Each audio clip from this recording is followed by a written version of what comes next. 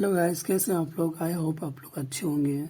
और आज हम लोग स्टार्ट करने वाले हैं सी लैंग्वेज की सीरीज़। और ये हमारा पहला वीडियो है। और इस वीडियो में हम लोग देखने वाले हैं basic term of computer. Basically computer को दो भाग में बांटा जाता है। एक हार्डवेयर होता है, दूसरा होता है सॉफ्टवेयर। हार्डवेयर क्या होता है? जिसे हम लोग टच कर सकते हैं, जैसे मॉनिटर हो गया, कीबोर्ड हो गया, माउस हो गया, और ये सब जो है वो हार्डवेयर है। सॉफ्टवेयर क्या होते हैं? जिसे हम लोग टच नहीं कर सकते हैं, जिसे हम लोग कह सकते हैं कि हम लोग फील कर सकते हैं। जैसे इसको दो भागों में बांटा गया है। सिस्टम सॉफ्टवेयर, एक होता है एप्लीकेशन सॉफ्टवेयर। सिस्टम सॉफ्टवेयर जैसे हम लोग का होता है ऑपरेटिंग सिस्टम, ये सब ये सिस्टम सॉफ्टवेयर है। जैसे इसका एग्जांपल विंडो है, एंड्रॉयड है, और बहुत सारे हैं। ये जो बनते हैं वो लो लेवल लैंग्वेज में बनते हैं। अब लो लेवल लैंग्वेज क्या होता है ये हम लोग आगे देखेंगे। एप्लीकेशन सॉफ्टवेयर क्या होते हैं? जो कि यूज़र के लिए बनते हैं, और ये कह सकते हैं कि जो कि किसी स्पेसिफिक काम के लिए बनते हैं। जैसे हमारा व्हाट्सअप हो गया, फेसबुक हो गया, ये सब एप्लीकेशन सॉफ्टवेयर है। और ये जो है वो हाई लेवल लैंग्वेज में बनते हैं। अब हाई लेवल लैंग्वेज क्या होता है, लो लेवल लैंग्वेज क्या होता है, ये हम लोग आगे देखते हैं। अब हम लोग जानते हैं सॉफ्टवेयर क्या होता है। मैंने तो आगे पीछे बताया था कि सॉफ्टवेयर होते हैं, लेकिन होते क्या है वो मैंने नहीं बताया था। अब हम लोग जानेंगे सॉफ्टवेयर होते क्या है। Set of instruction is called software. ये तो बुकी लैंग्वेज हो गया। अब हम लोग अपना लैंग्वेज में समझते हैं। अगर आप किसी से काम करवाना चाहते हैं तो आप उसे कुछ बोलिएगा, जो बोलिएगा वही इंस्ट्रक्शन होता है। और अगर आप समझ लीजिए कि एक से ज़्यादा बातें बोल रहे हैं उसको, तो वो सेट हो गया। तो set of instruction is called software होता है। ठीक है। अब हम लोग जानते हैं सॉफ्टवेयर के टाइप्स जो होते हैं वो एप्लीकेशन सॉफ्टवेयर और सिस्टम सॉफ्टवेयर, उसके बारे में हम लोग जानते हैं। एप्लीकेशन सॉफ्टवेयर क्या होते हैं? मैंने बताया था कि वो किसी स्पेसिफिक वर्क के लिए डिज़ाइन किए जाते हैं। जैसे it is a software and it is design for any specific work. किसी स्पेसिफिक काम के लिए जो डिजाइन किए जाते हैं वो एप्लीकेशन सॉफ्टवेयर होते हैं। जैसे कैमरा, वो एक स्पेसिफिक वर्क के लिए, जैसे व्हाट्सअप, वो इस स्पेसिफिक वर्क के लिए। ये सब जो होते हैं वो एप्लीकेशन सॉफ्टवेयर होते हैं। जैसे एग्जांपल में हमने लिया है व्हाट्सअप, फेसबुक, इंस्टा, इटसी, ये सब क्या है? ये सब है एप्लीकेशन सॉफ्टवेयर। अब हम लोग जानेंगे सिस्टम सॉफ्टवेयर के बारे में। System software, it is a software that provide us a platform to use our application software. अब हम लोग समझते हैं इसको। सिस्टम सॉफ्टवेयर वो होते हैं जो कि हम लोग को प्रोवाइड करते हैं प्लेटफॉर्म, जहाँ पे हम अपना एप्लीकेशन सॉफ्टवेयर यूज कर सके। जैसे कि सपोज दैट हम लोग एक क्रिकेट प्लेयर हैं और हमारे पास खेलने के लिए सारा सामान है, लेकिन हमारे पास खेलने के लिए कोई जगह नहीं है, तो हम लोग खेल नहीं सकते हैं। क्यों? क्योंकि हम लोग ऐसे ही कहीं खेल नहीं सकते। वो तो खेल वैसा नहीं खेल होगा जैसा खेला जाता है। लेकिन हम लोग कह सकते हैं कि सिस्टम सॉफ्टवेयर ये एक ऐसा सॉफ्टवेयर होता है जिसके बिना हम अपना कंप्यूटर ऑन भी नहीं कर सकते या अपना फ़ोन ऑन भी नहीं कर सकते। ठीक है। अब इसके एग्जाम्पल, ये तो ऑपरेटिंग सिस्टम ही होते हैं, उसके एग्जाम्पल क्या होता है? जैसे एंड्रॉयड हो गया, विंडो हो गया, ये सब सिस्टम सॉफ्टवेयर होते हैं। और अब हम लोग जानेंगे लो लेवल लैंग्वेज और हाई लेवल लैंग्वेज के बारे में। लो लेवल लैंग्वेज क्या होते हैं? इसके फर्दर दो कैटेगरी है। पहला एक मशीन लेवल लैंग्वेज होता है, दूसरा एक असेंबली लैंग्वेज होता है। मशीन लेवल लैंग्वेज में क्या होता है? टोटली ये 0 और 1 जो कि बाइनरी नंबर होते हैं। बाइनरी नंबर, ये टोटली बाइनरी नंबर होते हैं। असेंबली लैंग्वेज क्या होता है? इसमें कुछ थोड़े बहुत इंग्लिश वर्ड जैसे ऐड, सब्सट्रैक्ट, ऐसे कुछ वर्ड्स होते हैं जो कि लो लेवल लैंग्वेज में आते हैं। लो लेवल लैंग्वेज में बैठ के हम अपना जो सिस्टम सॉफ्टवेयर है वो डिज़ाइन कर सकते हैं। और हाई लेवल लैंग्वेज के बारे में हम लोग जानते हैं। हाई लेवल लैंग्वेज क्या होता है, ये हाई लेवल लैंग्वेज क्या होता है कि ये एक हाईली लैंग्वेज होता है, जैसे कि हम लोग को C++ हो गया, जावा हो गया, ये सब हाई लेवल लैंग्वेज है। उसमें हम लोग बैठ करके और कर सकते हैं कि हाई लेवल लैंग्वेज के थ्रू हम लोग एप्लीकेशन सॉफ्टवेयर को डिज़ाइन कर सकते हैं। जैसे हमारा व्हाट्सअप हो गया, फेसबुक हो गया, इंस्टा हो गया, ये सब क्या है, ये सब एक एप्लीकेशन सॉफ्टवेयर है जो कि हाई लेवल लैंग्वेज से बनता है।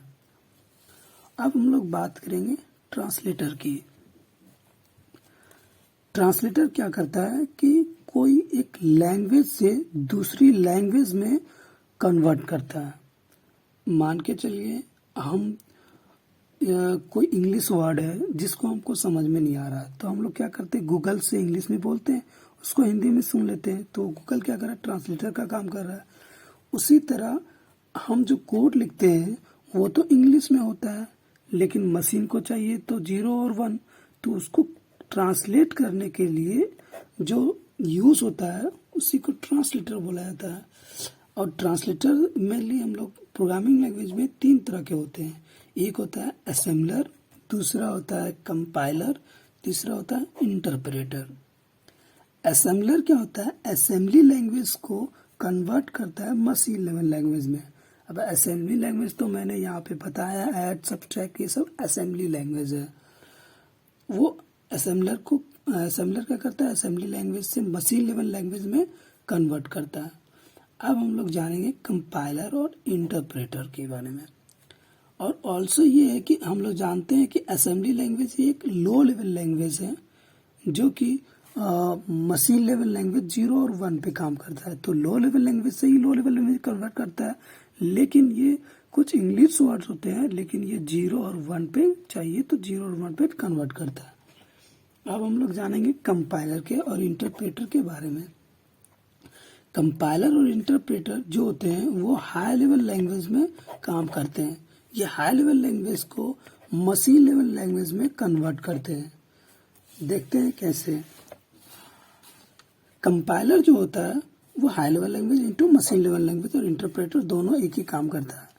अब हम लोग थोड़ा देखते हैं, जो हाई लेवल लैंग्वेज होता है उसको सोर्स प्रोग्राम बोला जाता है, और जो मशीन लेवल लैंग्वेज होता है उसको ऑब्जेक्ट प्रोग्राम बोला जाता है। कंपाइलर क्या करता है, कंपाइलर पूरे कोड को, जो हमने कोड लिखा उस पूरे कोड को ये एक ही बार एरर फाइंड आउट करता है और मशीन लेवल लैंग्वेज में कन्वर्ट कर देता है। लेकिन इंटरप्रेटर क्या करता है, अगर आपने कुछ कोड लिखा तो उसको एक लाइन वो एरर चेक करता है, उसके बाद उसको मशीन लेवल लैंग्वेज में कन्वर्ट करता है। यही डिफरेंस है कंपाइलर और इंटरप्रेटर में। कंपाइलर फास्ट होता है, इंटरप्रेटर स्लो होता है, इसीलिए ज्यादातर जो लैंग्वेज है वो कंपाइलर यूज करती है। अब हम लोग का जो मेन है वो देखेंगे हिस्ट्री ऑफ सी। हम लोग इसमें ज्यादा डीपली नहीं जाएंगे, थोड़ा बहुत जानेंगे। जो सी लैंग्वेज है वो डेवलप किया था डेनिस रिची ने। कितने में, 1970 में। कहीं पे 1970 लिखा रहता है, कहीं 1972, कहीं 1973। इनमें से तीनों में ज्यादातर लिखा रहता है 1973, 1972। ये हुआ था AT&T बेल लेबोरेटरी, जो कि अमेरिका में पाया जाता है, अमेरिका में होता है, सॉरी। किसी भी लैंग्वेज को बनाने के, उस जमाने में क्या होता था कि किसी भी लैंग्वेज को बनाने के लिए कोई स्पेसिफिक रीजन होता था। तो सी लैंग्वेज को बनाने के पीछे उसका रीजन ये था कि उस समय यूनिक्स ऑपरेटिंग सिस्टम जो कि असेंबली लैंग्वेज में काम करती थी उसको सी लैंग्वेज में कन्वर्ट करना था, क्योंकि उसको कुछ रीजन होता होगा, उसको सी लैंग्वेज में कन्वर्ट करना था, इसीलिए उस समय सी लैंग्वेज बनाया गया। अब हम लोग देखेंगे सी लैंग्वेज कहाँ से ड्राइव किया गया था। BCPL नाम करके एक लैंग्वेज थी जो कि डेवलप किया था मार्टिन रिचर्ड ने। उसके बाद बी लैंग्वेज बना, BCPL से बी लैंग्वेज, जो कि डेवलप किया था केन थॉमसन ने।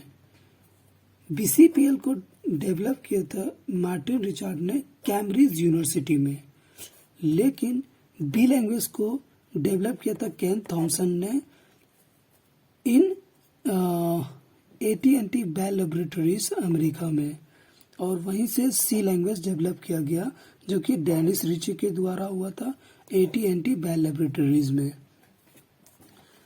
अब हम लोग थोड़ा सा जानेंगे IDE के बारे में। IDE का फुल फॉर्म होता है इंटीग्रेटेड डेवलपमेंट इन्वायरमेंट।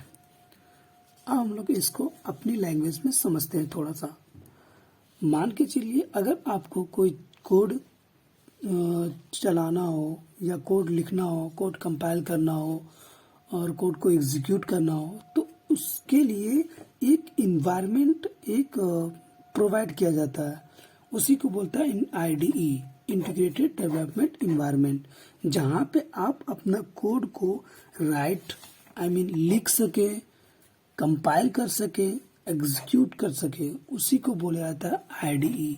जैसे हमारे वर्ल्ड में तो बहुत सारे IDE, जैसे कुछ फेमस IDE के नाम बताते हैं हमने, टर्बो C और VS कोड और कोड ब्लॉक, ये सब IDE है जो कि हम लोग को प्रोवाइड करते हैं अपने प्रोग्राम को लिखने के लिए, कंपाइल करने के लिए, एग्जीक्यूट करने के लिए। हालांकि हम अपना प्रोग्राम को और भी जगह लिख सकते हैं, जो कि नोटपैड वगैरह हो गया, इस सब में हम लोग लिख सकते हैं, लेकिन वहाँ पे कंपाइल नहीं कर सकते। इन IDE की बात करें तो IDE में हम अपना प्रोग्राम को लिख सकते हैं, कंपाइल कर सकते हैं और एग्जीक्यूट भी कर सकते हैं।